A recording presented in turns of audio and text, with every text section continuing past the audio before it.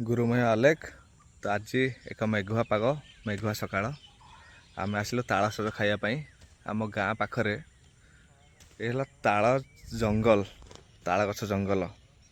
तो तालसज है एक सीजनाल फल। तो प्रति वर्ष छुआ दिन आम तालसज टाइम रे खाइबा को आसु तालसज खाइबा को पेट पूरा खाई गाँ लोक नहीं कि भी जाऊ। ताल सब गचर हणा हो पकाई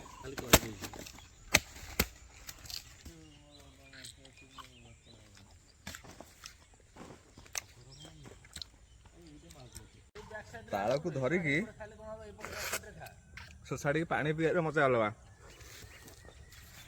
आमर बहुत प्रकार भल गुण अच्छी जहाँ इम्यूनिटी पावर को स्ट्रंग करता है।